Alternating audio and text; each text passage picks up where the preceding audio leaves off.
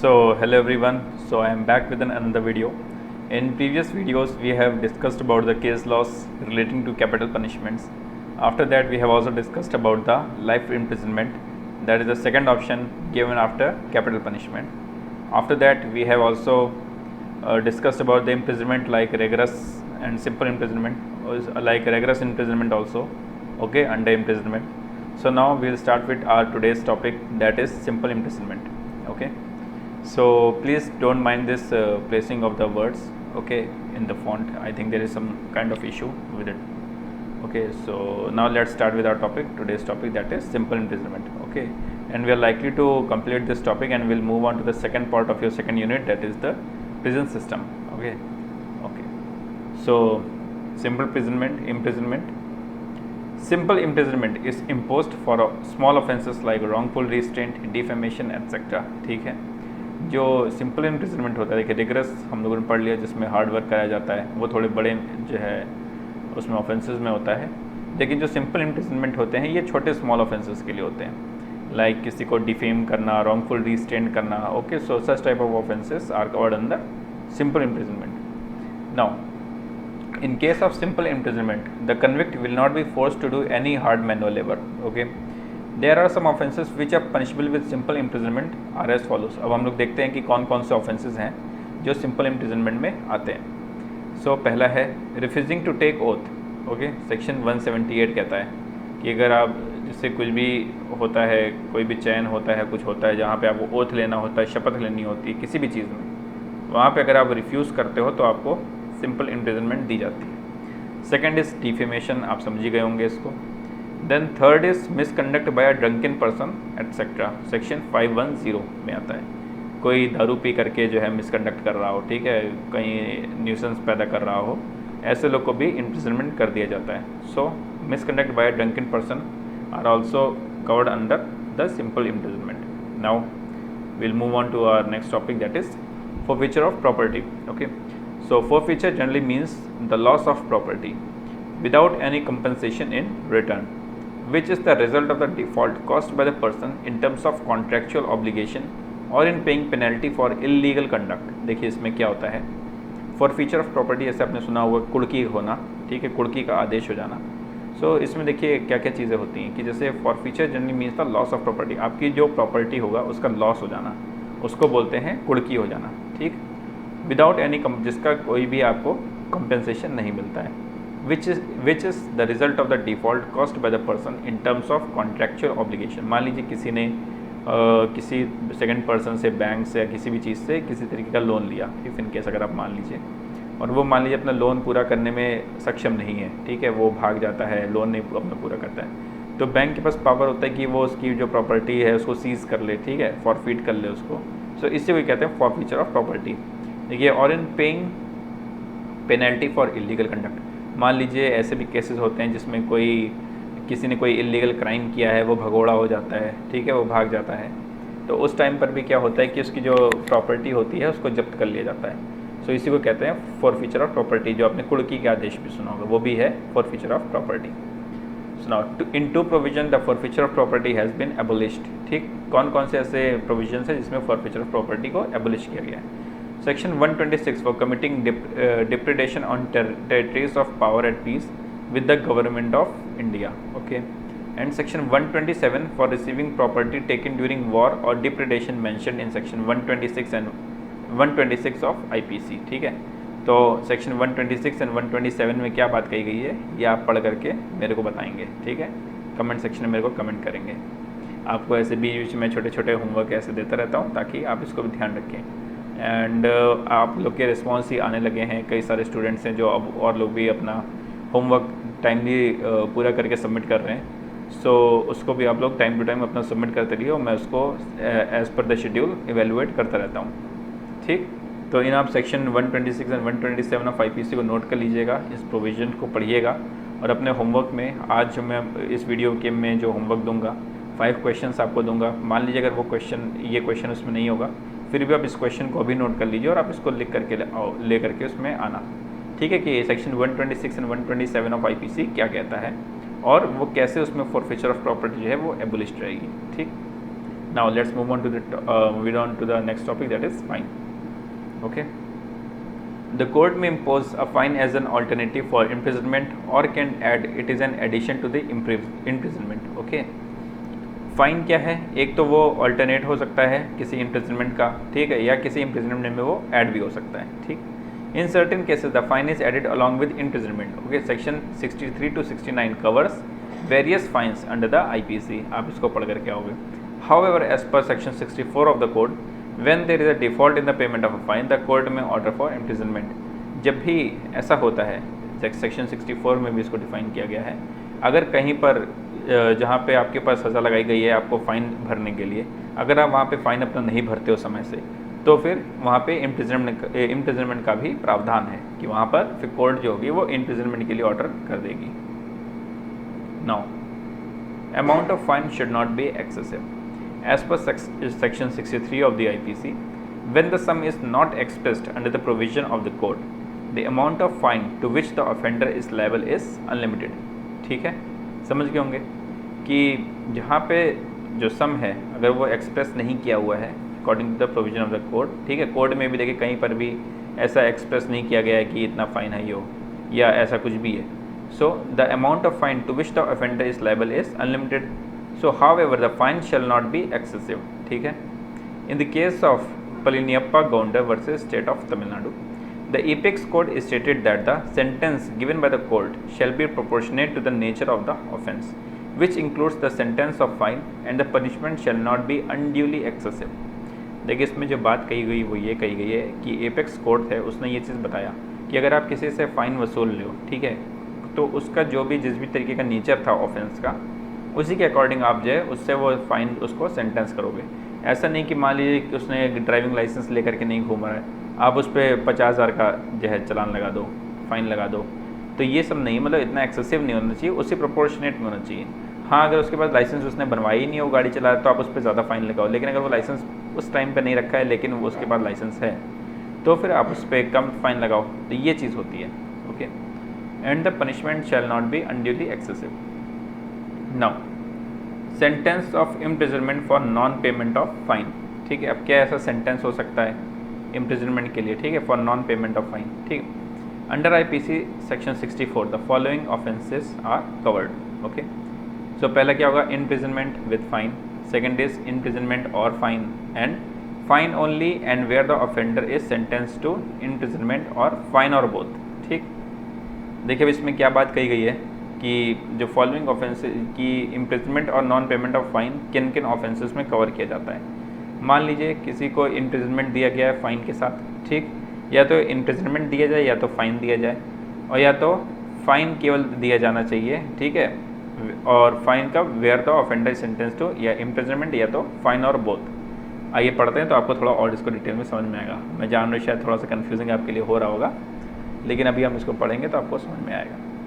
In such cases, the court of competence shall direct the sentence to the offender for a certain term. Under section 66 of IPC, the court has the discretion to provide any description for the imprisonment. देखिए इसमें होता क्या है, किसी भी offence में सज़ा दो तरीके से होती है, या तो इम्प्रिजनमेंट होगा उसमें, या तो उसमें फ़ाइन लिया जाएगा, या तो इम्प्रिजनमेंट और फाइन दोनों लिया जाएगा, या तो अगर वो फ़ाइन नहीं दे पा रहा है तो इम्प्रिजनमेंट दे दिया जाएगा. ये चार चीज़ें जो हैं वो उसमें कही गई हैं. ठीक है. और सेक्शन 66 के बारे में भी बताया गया है कि the court has a description to provide any description for the imprisonment. Now in the case of HM Treasury 1957, the court said that in the case if the death of the convict has occurred, ठीक, जो भी convict है उसकी death हो जाती है, then also the fine will be recovered from his property. ऐसा नहीं है जैसे इम्प्रिजनमेंट में क्या होता है, अगर किसी को कोई सज़ा हुई, ठीक, वो मर गया अगर जो भी कन्विक्टेड है तो सज़ा ख़त्म हो गई वहीं पर ही, ठीक. लेकिन फ़ाइन के केस में क्या होता है, अगर मान लीजिए जो भी कन्विक्टेड है अगर उसकी डेथ भी हो जाए तो भी उसकी जो फ़ाइन होगा वो उसके प्रॉपर्टी से रिकवर किया जाएगा. ठीक. Now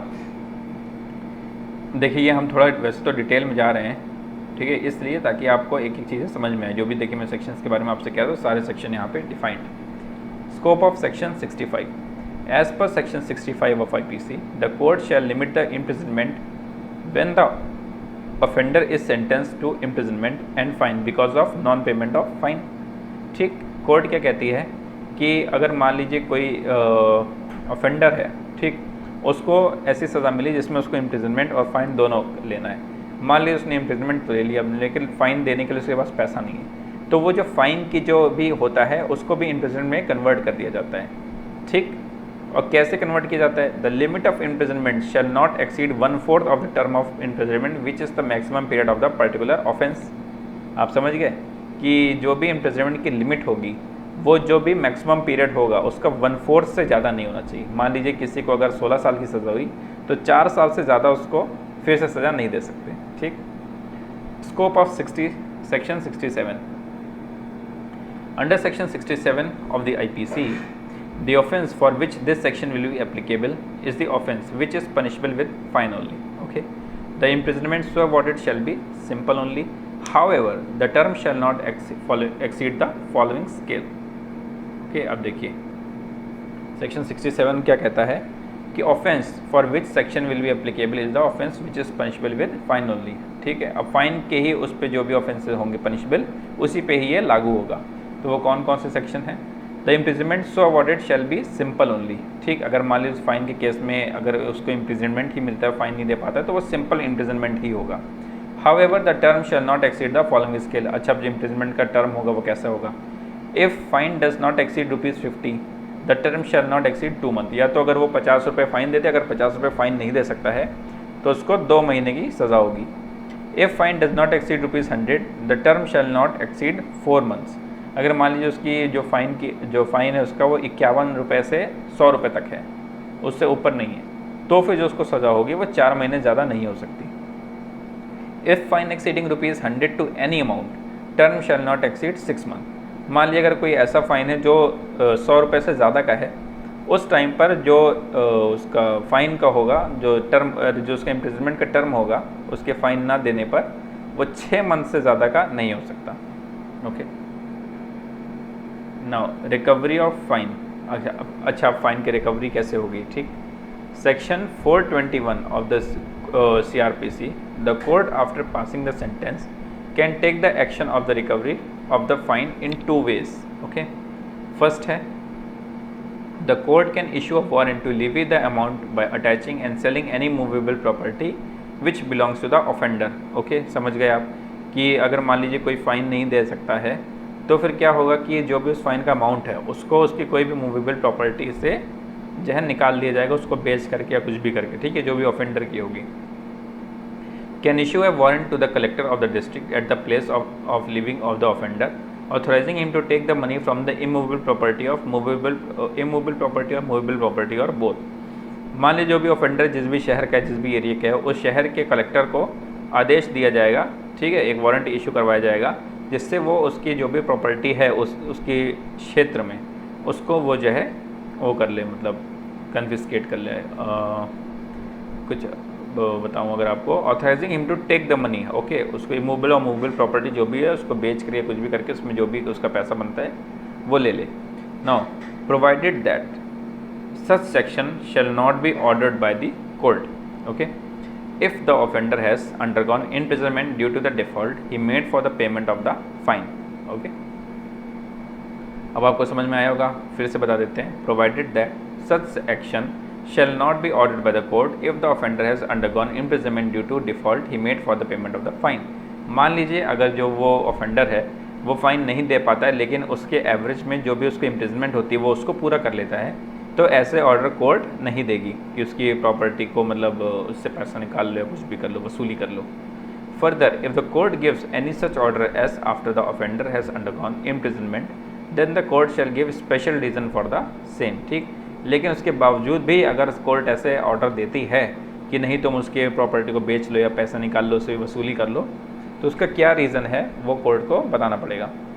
further in the case of Raju Tiwari versus state of Chhattisgarh, the Chhattisgarh High Court stated that without giving a proper special reason, the court cannot order the levy of money under section 421 of CRPC when the offender already had undergone imprisonment for non-payment. Okay, इस case में क्या होता है कि राजू तिवारी और छत्तीसगढ़ के case में क्या होता है कि छत्तीसगढ़ हाई कोर्ट जो है वो स्टेट करता है कि अगर कोई प्रॉपर स्पेशल रीज़न नहीं दिया है तो कोर्ट का जो भी ऑर्डर होता है कि वो मनी लीवे कर ले, ओके, तो उसको जो है सेक्शन 421 सीआरपीसी के अकॉर्डिंग तो फिर उसको जो है वैलिड नहीं माना जाएगा।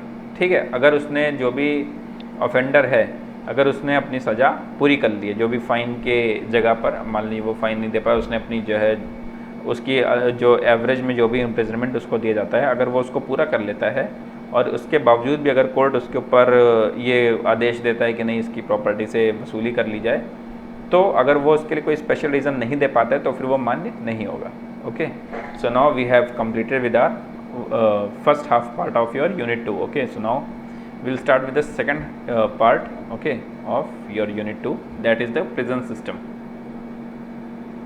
Okay, so now so now let's start with prison system. Okay, so we'll have a brief description, introduction.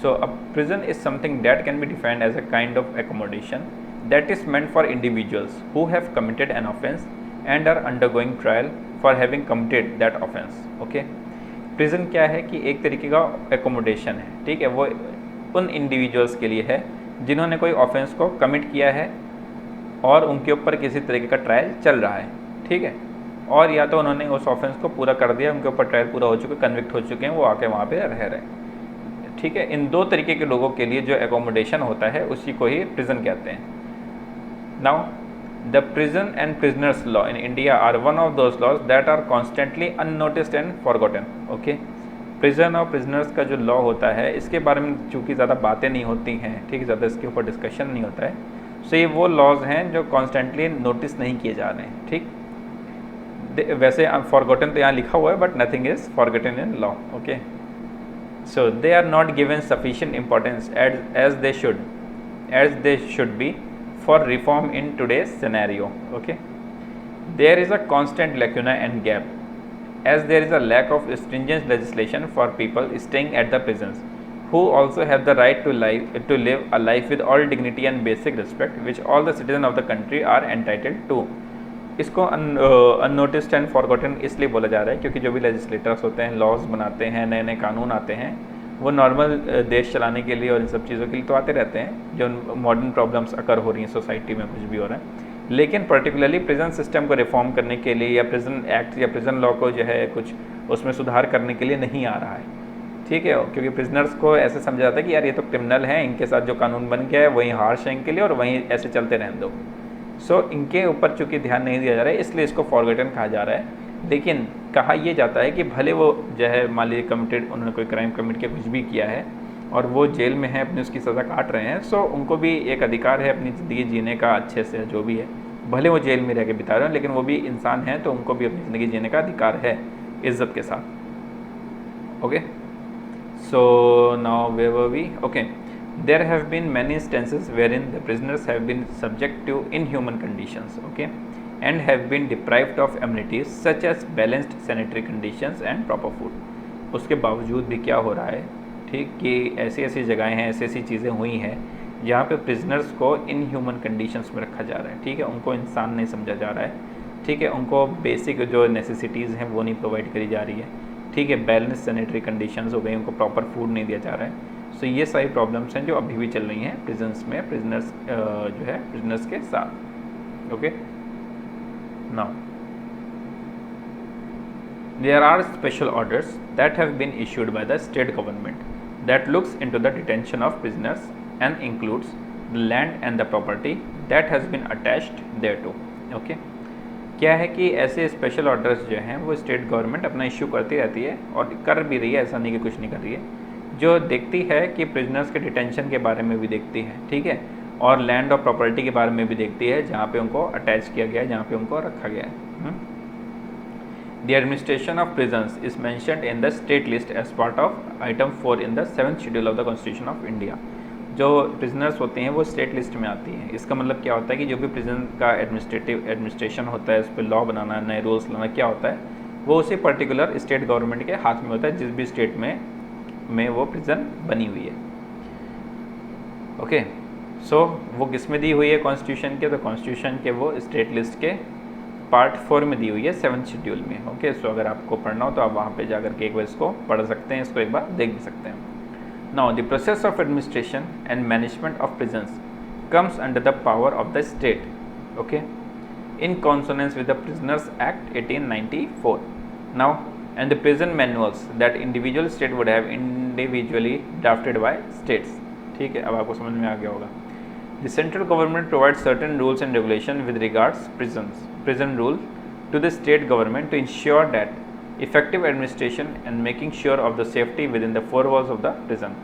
State government central government क्या करती है, कुछ ना कुछ नए रूल्स एंड रेगुलेशन जो हैं, जो प्रिजन रूल्स उसमें है, बताती रहती है स्टेट गवर्नमेंट को, ठीक है, जिससे क्या हो सके, एक इफेक्टिव एडमिनिस्ट्रेशन स्टेट गवर्नमेंट कर सके, और जो है जो भी प्रिजन में है, जो भी ऑफेंडर्स हैं, जो भी हैं, उनको भी फोर वॉल्स के अंदर सेफ रखा जा सके.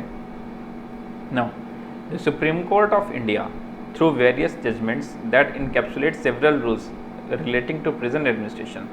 ठीक है, सुप्रीम कोर्ट ऑफ इंडिया ने क्या किया, अपने कई सारे जजमेंट्स से कई सारे ऐसे कानून बना दिए हैं जो प्रिजन एडमिनिस्ट्रेशन में काम आने चाहिए, तो जिनके बारे में हम लोग कुछ पढ़ते हैं. Now every person is entitled to his very own personal liberty. Okay, this means just because a person is incarcerated और is in prison does not mean that the person becomes a non person. अब आप समझ गए, हर इंसान को अपने एक personal liberty का अधिकार है. इसका ये मतलब नहीं है कि अगर कोई इंसान जेल में है या प्रिजन में है, ठीक है, तो वो अब इंसान नहीं रहा. ठीक. Now a person who has committed an offence becomes entitled for the enjoyment of all different kinds of human rights but with in the confinement and limitations of imprisonment. ठीक. देखिए क्या है कि जो भी पर्सन है, मान लीजिए, ठीक है, जो भी किसी ने कोई ऑफेंस किया है और वो जेल में आ गया है, तो उसके को भी अधिकार है, वो अपने जितने भी तरीके की ह्यूमन राइट्स हैं वो उसको इंजॉय कर सकता है. ठीक है, लेकिन उस जेल के अंदर रह करके, ठीक है, but with the confinement and limitations of imprisonment. वो जेल के अंदर भी है, लेकिन जो भी उसके मौलिक अधिकार हैं, राइट टू लाइफ हो गया, ठीक है, अच्छे खाने को मिल गया, ठीक है, ढंग से रहने को मिल गया, इज्जत हो गई, हर चीज़ का उसको अधिकार है, और जितने भी उसके फंडामेंटल राइट्स हैं. नाउ फंडामेंटल राइट क्या है, ह्यूमन राइट्स है. ठीक. There is a difference between the fundamental and human rights. Now as the person is already suffering from the commission of his offence by incarceration there should be no further aggravation of his sufferings. ठीक. एक तो पहले से जो person है वो सफ़र कर ही रहा है, ठीक है, ऑफेंस करने के बाद जेल में रह करके, सो उसके ऊपर कोई अलग से कुछ पनिश करने की ज़रूरत उसमें नहीं है. ये एक ह्यूमन राइट है उसका. ठीक. Now the Supreme Court has paid heed to various prison issues such as lack of proper health care and medical facilities. Okay, overcrowding, provision of proper facilities for the inmates, as well as free legal aid which is explicitly provided under the Constitution of India. क्या कह रहा है कि supreme court ने क्या किया है कि कई सारे उस पे प्रॉब्लम्स पे नज़र डाला है. ठीक है, जैसे proper lack of proper health care हो गया. ठीक है, कि जो भी प्रिजनर्स हैं, जो भी मतलब प्रिजन में रह रहे हैं, उनके हेल्थ केयर का प्रोग्राम नहीं कुछ चलाए जा रहे होंगे, सेहत का ख्याल ढंग से नहीं रखा जा रहा है, मेडिकल फैसिलिटीज़ जेल में अच्छी नहीं है. ठीक है, ओवर क्राउडिंग बहुत ज़्यादा है, बहुत ज़्यादा, मतलब जेल में इतनी जगह नहीं है जितना ज़्यादा उसमें आकर के लोग रह रहे हैं. ठीक है, प्रॉपर फैसिलिटीज़ उनको नहीं मिल रही है. ठीक है, उनको फ्री लीगल एड का अधिकार होना चाहिए जो उसको नहीं मिल पा रहा है. ठीक है, that which is explicitly provided under the constitution of India, जो कि ये कॉन्स्टिट्यूशन में दिया हुआ है. नाउ जी, महात्मा गांधी ने एक बात कही थी कि crime is the outcome of a diseased mind and jail must have an environment of the hospital for treatment and care. क्या बोला था उन्होंने कि जो क्राइम होता है ये क्यों होता है, एक बीमार दिमाग के कारण. ठीक है, एक जो दिमाग है, जो बीमार है, उसके काम करने के कारण क्राइम बनता है. ठीक है, और उस बीमारी का इलाज कहाँ होगा, एक ऐसे इन्वायरमेंट में होना चाहिए जो उसके लिए एक हॉस्पिटल की तरह काम करे, जहाँ पे उसका ट्रीटमेंट हो और उसको क्योर किया जा सके. और ये जो हॉस्पिटल की तरह काम करेगा वो होगा जेल. ठीक, ये महात्मा गांधी जी ने बोला है. नाउ अब हम प्रिजन पे आते हैं. ठीक है, undergoing nature according to section 3 of prison act. Okay, so देखिए, जो अभी हम लोगों ने डेफिनेशन पढ़ी थी प्रिजन की, वो यही थी कि prison is a place of accommodation for the people who have committed a crime and are undergoing trial for the commission of any offence mainly criminal in nature. So this is according to section 3(1) of the prisoners act 1894. Okay. Now prison means any place used under the general or special order of state government, ठीक, for the detention of prisoners and includes all land and building appurtenant thereto. समझ गए होंगे आप कि prison के बारे में बात किया जा रहा है कि वो ऐसी जगह होगी, मतलब वो स्पेशल, अच्छा इसका मतलब ये था कि प्रिजन ऐसी जगह पे होगी, ठीक है, जो जनरल या स्पेशल ऑर्डर जो कि स्टेट गवर्नमेंट के द्वारा दिया जाता है, जहाँ पे एक ऐसी जगह को बोला जाता है जहाँ पे प्रिजनर्स को डिटेन किया जाए, ठीक है। जहाँ वो एक क्या होगा, एक ज़मीन होगी बहुत बड़ी, उसमें बिल्डिंग होंगी और जहाँ पे वो लोग रहेंगे, इसको बोला जाता है prison. Prisons in India, their administration is a state subject, समझ गए, covered by item 4 of the state list in the 7th schedule of the Constitution of India. The management and administration of prisons purely come under the authority of state government along with the Prisons Act 1894 and also the prison manuals of the concerned state government. ये हम लोगों ने पढ़ लिया, आपको समझ में भी आ गया होगा, ठीक। अच्छा खैर ये सब हम लोग पढ़ चुके हैं, ठीक है। Now we have to start with the prison administration in India. So I think time is up now for this video and we'll discuss it in our next video. Okay, so we'll start from the prison administration in India. Okay, so that's all for today's video. Thank you.